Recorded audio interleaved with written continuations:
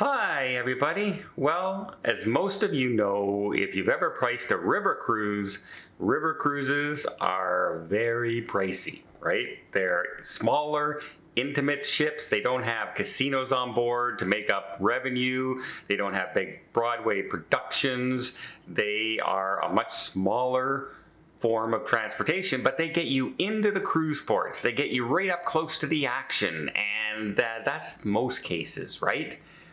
Well, in some cases, sometimes things go wrong, and in one case on this TUI cruise, passengers are a little upset and are demanding their money back. And many of them paid over $6,000, $7,000 for their cruise, and the cruise line's offering $250 compensation. So, they also have a guarantee. The cruise line has a guarantee. Love it or your money back guarantee. So who's right?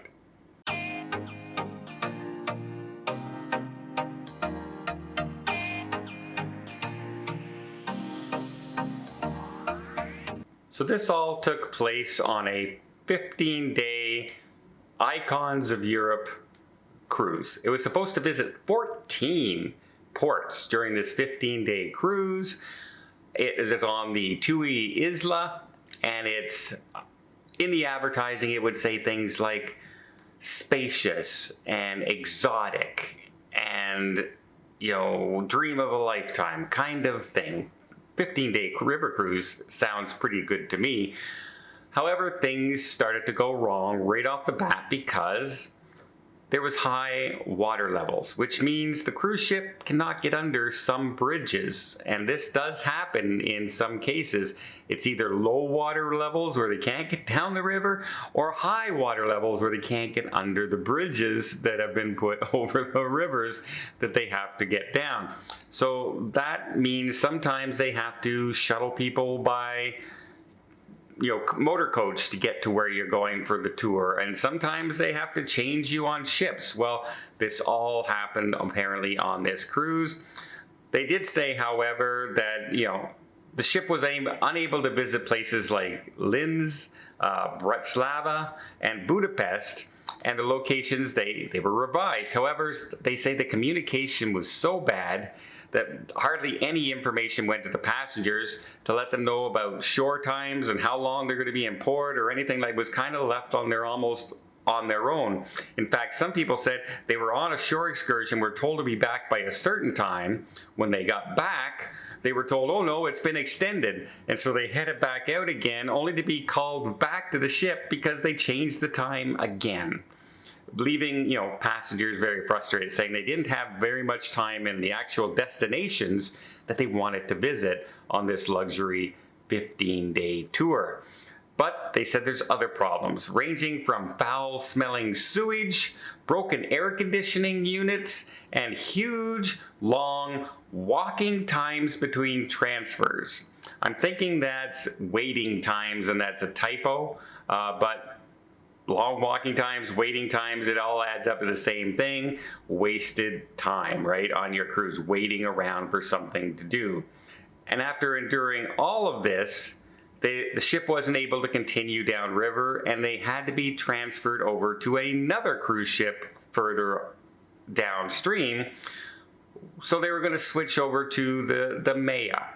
Well, the passengers say that in total darkness, they were basically put off the ship and then waited. The cruise ship left. There were no employees, there was no motor coaches, there was nobody. They were just in a parking lot sort of thing, waiting for a coach.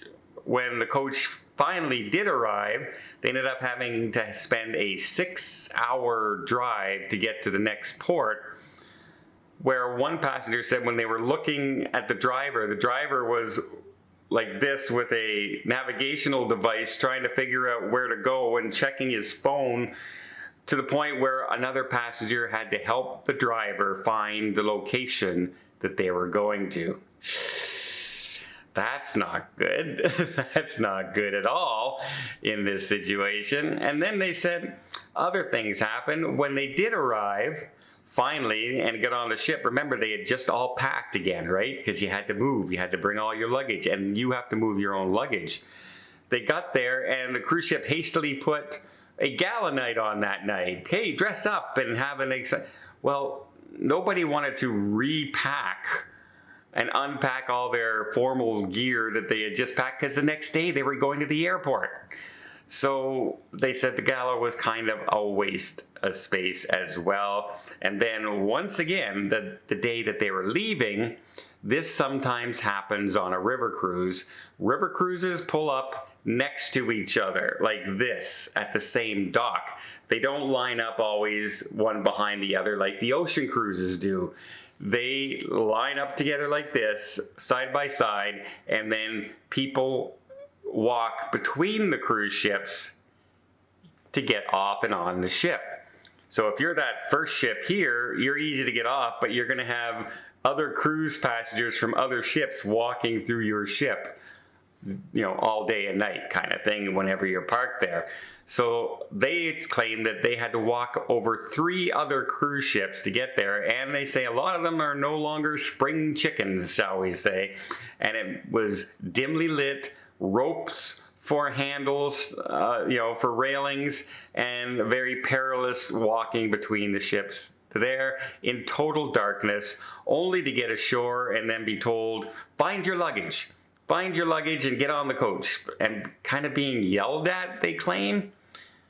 Well, that does not sound like a fun river cruise to me. However, remember, the cruise line itself does have a policy that is love it or your money back guarantee. And these people have gone and formed a WhatsApp group together, and they are now thinking of suing the cruise line for their money back because of their guarantee. Now, so far there's 34 members on that WhatsApp group, so probably 60 some of the passengers, because it's usually couples. You don't usually sign up each of you, just one of you will sign up. And they were offered so far only $250 refund out of a cruise at $6,000, $7,000, $8,000, $9,000. And so they don't think that's very fair for the experience that they had. Now, I don't, you know, broken air conditioner, that's a bad thing if it's a very warm cruise. Sewage smell and everything like that, I would be very upset with a situation along those lines.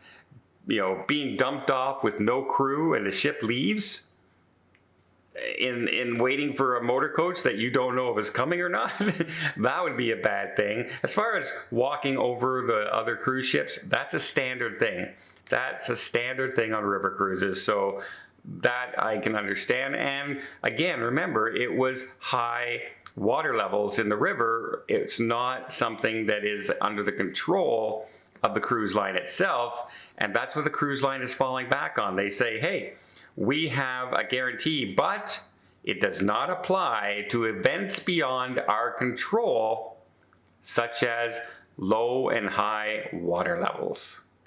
So they have an out there, right? They would also have an out if the ship breaks down. They would also have an out if there's bad weather happening.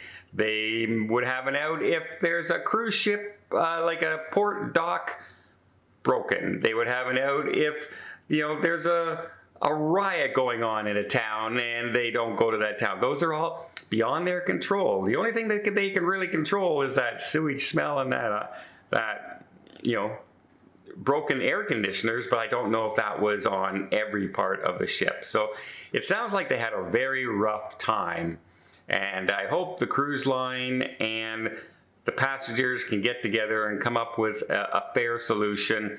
Sometimes people exaggerate how things are, and the story, you know, jumps up and gets bigger and bigger and bigger the more times you tell it, and sometimes it's exactly the way they said it.